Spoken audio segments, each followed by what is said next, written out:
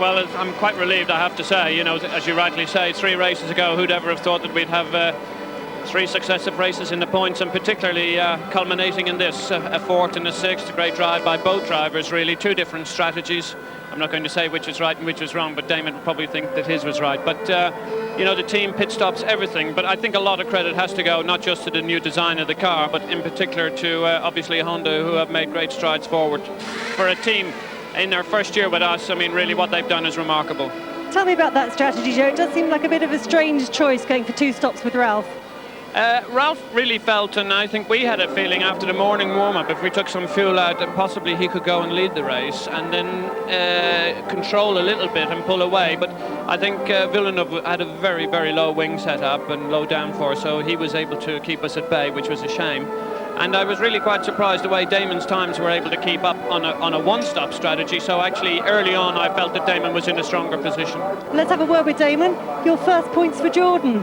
Yeah, and not only that, it was a fighting finish, you know, really well up there and hanging on, even possibly with an outside chance of coming in on the podium. So I think that, we can be very satisfied, and everyone's very happy here, obviously.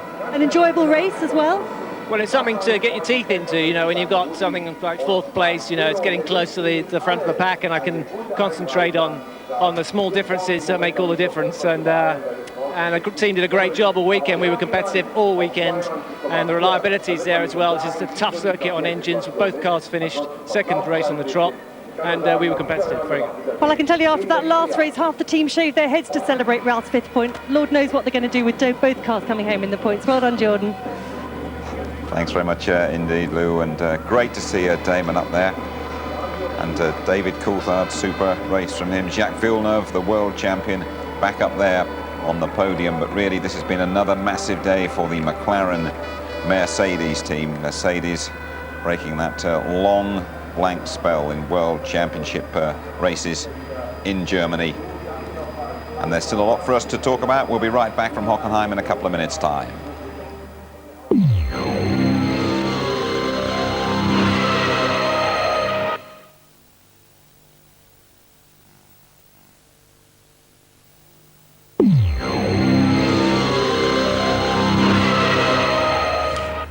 And hello once again. Well, for the A1 ring in Austria last weekend, Ried, Hockenheim, Germany today. Same result, Mika Häkkinen first, David Coulthard second for McLaren. Now, you might have seen him getting a hug and then getting drenched with champagne.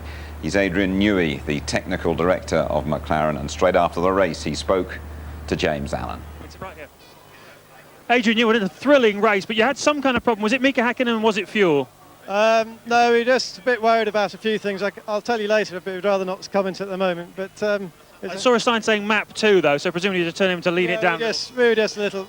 No point in pushing it. We felt we wanted to be safe, so no big drama. But really pleased for him. You had a baby last weekend. That must have been nerve-wracking, and now another nerve-wracking weekend for you. You're going to need a bit of a break, aren't you? Well, it'd be nice, but I'm afraid it's a few races away yet. Very well done. Thank you very much. Yeah, very well indeed. Talking there before he got drenched with champagne up there on the podium. Okay, let's have a quick word with Tony Jardine, shall we? Tony, your overall impressions of the race? Well, I think it was clearly a very competitive race. Everybody was flat out. They were right there. The engines are flat out for 60% of the lap, and I was amazed that more people didn't blow up, to be very honest. But I'm very relieved for Mercedes and for McLaren, more for Mercedes than anybody else, because that's their first German win in the World Championship since 1954. And you know, they got thousands and thousands of guests here, but there's mixed emotions from the Germans. Schumy's back there, you know, and Mercedes are up front, so they don't really know whether to cheer or to cry at the moment. Absolutely. Good day though for Williams. Villeneuve up there on the podium. Patrick Head, the man who really pulls a lot of strings in the team, has his views of the race now. Patrick, a very good day indeed for Williams. Well, by 1998 standards, yes, but it's good to be in there as a serious competitor, and we've got to try and build on that and make sure that we're in that position for the rest of the races this year. McLaren looked like they had a few problems. I think it was Häkkinen and they didn't put enough fuel in the car. They slowed certainly right down. Jacques looked like he was challenging. Then he backed off a bit. What happened? Yeah, we had a small electrical problem that caused a little bit of a problem on the car just at that time. It was unfortunate that it happened at that time. I don't know whether the result would have been any different, but it slightly changed the car, and that caused Jack to have to do a bit of a readjustment. Well, that's a very good. Been a tough season, but they'll battle back, I'm sure. What do you make of Williams? Good to see, despite the old haircut that I think looks dreadful. Jacques Villeneuve up there. Hair colour's changed yet again. No, I think that the work that they did originally in Monza to transform the car and totally rebuild the car, the suspension, the aerodynamics, has paid off, because it worked at Monza at a high-speed track just like it's worked here. But unfortunately, that's been too late for Jacques Villeneuve. Williams did not react early enough in the season. Their car was a short wheelbase. It was too nervous. It was too pointy. They needed a longer wheelbase car, which now they've got. Now they're sort of catching up. But the problem is, this driver's leaving. They're not going to give him a lot of technical information. They're not going to let him test. They're also in danger of losing some of their engineers, like Jock Clear, going over to BAR. So unless they watch it, they could have some problems there, Jim. Absolutely. We spoke before the start about Ferrari, and we warned everybody out there, things haven't gone too well for them so far. And they will look back at these last couple of weeks and think, crikey, perhaps our World Championships went out of the window then. I have to be careful what I say here, but I think they're missing something this weekend. I think that they've had something on the car, and I think they've had to take something off the car. And I think it's a result of threatened protests from McLaren against Ferrari as to what they believe that they were using. And I believe that that is the mapping of the throttle system that they have, which can replace traction control. And that is to help ease wheel spin on the inside wheel and the corner. I could be totally wrong, but why were they so slow? You could say that the aerodynamics were inferior. Yes, that's one thing, but they've had that package all season, yet they've been much closer. We know the engine was very strong. They had the straight line speed. They were nowhere. They were scrabbling for grip as if they were missing something. I don't want to talk out of turn, but it's a bit suspicious to me. Okay, interesting stuff. A lot more to discuss from Hockenheim. We're back soon.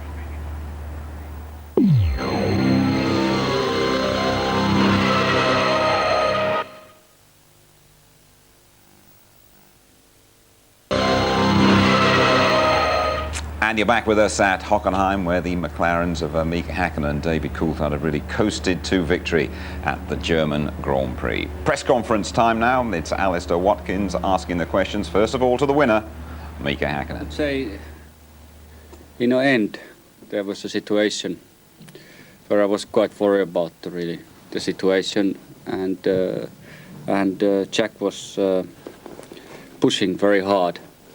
And catching us 1 point, and even 1 point there was some all on the track, and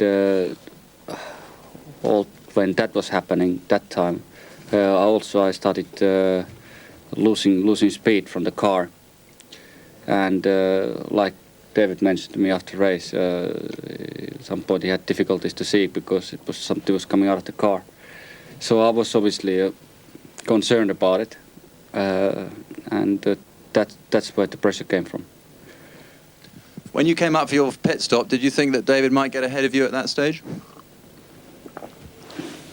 Yes, I did, but yes, I did. I hope. What else are you going to say? Well, David, you pushed Mika very hard through the whole race. You were 1 second behind, pretty much from start to finish. Did you think at any stage you were going to be able to get past, or was it a team race today? I thought, as you mentioned about the pit stop, I might be able to get past, because I noticed that as Mika went into the pits, I saw in my dash that we were 8/10 slower on that lap up until that point. So I knew if I just went back to my normal lap time, I could gain that, and that could make the difference. But I got 2 cars on my my end lap for the pit stop. A little bit frustrated, and then tried to make up the time, breaking into the pit area, and I overshot. So in the end, it cancelled out, and I came out behind him. And it's very difficult when you're racing against someone in the same car, because fuel-wise you've got the same weight, you've got the same tyres, very similar setup, so you experience different drop-off in performance of the tyres and the brakes, so it makes it very difficult to try and have a big advantage in a certain area. Second for David Coulthard, confirmation of the result. 16-point maximum for the McLarens, the world champion Jacques Villeneuve, third. Damon Hill up there in 4th place, and then the Schumachers, Michael and Ralph. And that's how it looks now after 11 rounds. 16 points the gap. It's stretching again. Mika Häkkinen from Michael Schumacher. David Coulthard extending his lead over Eddie Irvine to 10 points. And Jacques Villeneuve up to within a point of Alexander Wurz. Let's have a word now with Jacques Villeneuve. Thank you, David. Well, Jacques, your first podium since you won the championship last year in Jerez. It must have been fantastic running up at the top again. Yeah, it feels great. Today we could keep up with Mika, mostly when we noticed he was having problems, and we could keep up with the two McLarens, and we were trying to. I was trying to push hard just to make sure that the problem that Mika had would accentuate. But then 7 laps from the end, something broke on my car, and then I had to slow down myself, which is a shame. Towards the end of the race, we saw your pit crew looking a bit worried. Did you have a problem on the car? Yeah, exactly, which is what I just said. We're getting a lot of inside wheel spin, so I don't know, maybe the differential failed or something like that, and the revs were going up and nothing was happening on the track, so I was losing a little bit of time because of that. And in the Constructors' Championship, McLaren, Mercedes march on, and Ferrari, a bleak old day for them really. Williams improving a bit, getting a little bit closer to the Bennettons, and Jordan up there in 5th place, the Stewarts in 6th. Now, Tony, what did you make of the strategy, the Jordan strategy that we spoke about there? 1 stop for Damon Hill and 2 for Ralphie Schumacher. Well, when Eddie was in here earlier on, he said, I'm not going to tell you about the strategy. And he didn't. And he didn't. He kept firmly stum about that. And it seemed to me that the drivers had been allowed to select what they thought was the best policy. And it was fairly clear to me that Ralph had decided to go for this 2-stop because they felt that from this morning's warm-up, if they ran with a lighter fuel load, the car was going so well, so fast, a straight line, that he could make the difference, get up amongst the leaders, maybe even ahead of them with a lighter fuel load, because they knew that McLaren had to go onto the harder tyres as well, the harder Bridgestones. They hadn't made the softer ones work. Whereas Damon said, no, I'm going to stay on the 2. And Damon was right and Ralph was wrong, but they're both in the points, so it's a brilliant day for Jordan. Okay, thank you, Tony. We accused him perhaps of a bit of paranoia a couple of days ago, but things have turned out pretty well for Ron Dennis, the man in charge of McLaren, the big winners here at Hockenheim. Ron, 2nd race in a row, another one too. Yeah, it's quite pleasing. It's not completely trouble-free, but relatively so. What were the troubles then? We just didn't have the fuel consumption that we wanted, and it was just a little tight at one stage, and we just changed the engine settings and it sorted it out. But these things, it's quite a complex extrapolation of the numbers, and we just wanted to be very sure, but we had to decide quickly what to do, and it just came out well. It came out well for them, and it looks as though 1998 is going to come out pretty well for McLaren and for Mika Häkkinen. Yeah, I think so, but what we've got to remember, against this backdrop, Ron is fighting off the track just as much as he's fighting on the track. What he's saying is that we're fighting in an environment in which everybody seems to want Ferrari to win, so that Schumacher gets away with it, Ferrari gets away. This is the view of their team, and when you're like that, I suppose it feels like the world is against you. But to be fair to them, they have fought against the rule book, they have protested. They lost their braking, selective braking thing at the beginning here, and so it's going on, but they're still ahead. So fair play to the boys from Woking and from Ron, even when he's extrapolating. Extrapolating, yeah. Let's see what we can extrapolate from Michael Schumacher. And now thousands of people supporting him here. He's with James. The weekend has been pretty difficult. Not competitive over the whole weekend, and we knew we improved the car a bit after qualifying, but as we have seen, not good enough, and no more we could do. No more they could do. The pit stops were pretty crucial, weren't they? We felt those McLaren pit stops, if it had gone wrong for Mika Häkkinen, there would have been a problem. Yeah, now these two guys were running very close, and the other thing that we thought about this is that it was clear that David Coulthard had been told to run behind, and Mika Häkkinen came in here just a lap before his teammate David Coulthard. But again, that stop was done in 9.9 seconds, and out he went, and it was really good. But there was a chance, because DC was running close behind, that he could perhaps have even overtaken him in the stop because they were going so well. There was Michael Schumacher there who was struggling all day with grip. There was lovely slow motion camera shots of him going through the dirt and things. Looking at the tyres, they didn't seem grained, they didn't seem as if they'd had too many problems with them, but yet the car was all over the place. We had pictures of him in lurid opposite lock slides, which Schumacher was getting away with. And somehow he was keeping that car on the track by the skin of his teeth. Good old Schumi. Okay, another chance to enter our competition now, courtesy of our broadcast sponsor, Texaco. You can win VIP trips to the Italian Grand Prix at Monza in mid-September.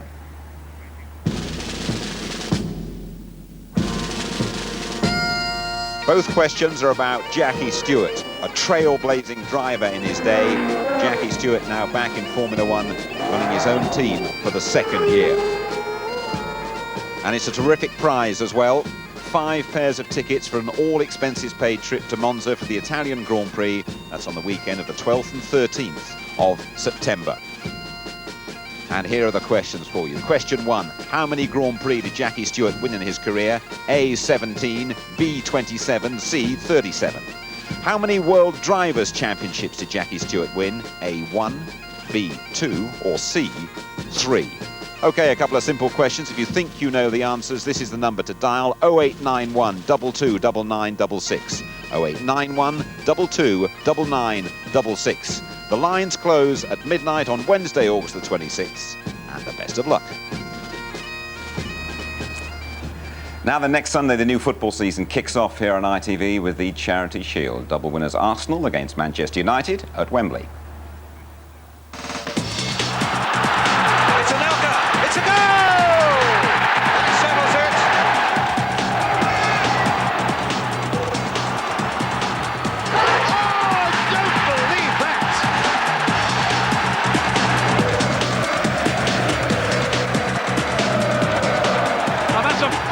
Strike. Oh, that's a brilliant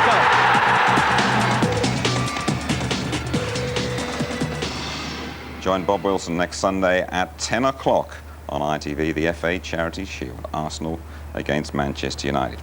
Okay, more reaction interviews and analysis on our highlight show tonight at 10:45.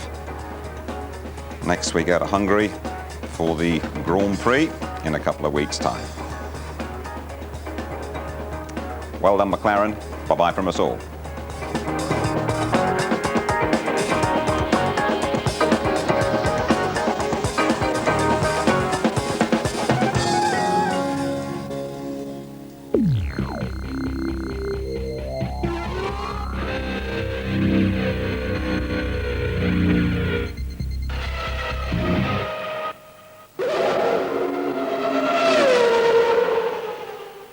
If you would like to know more about Formula One, the website address sponsored by F1 Racing Magazine is www.itv-f1.com.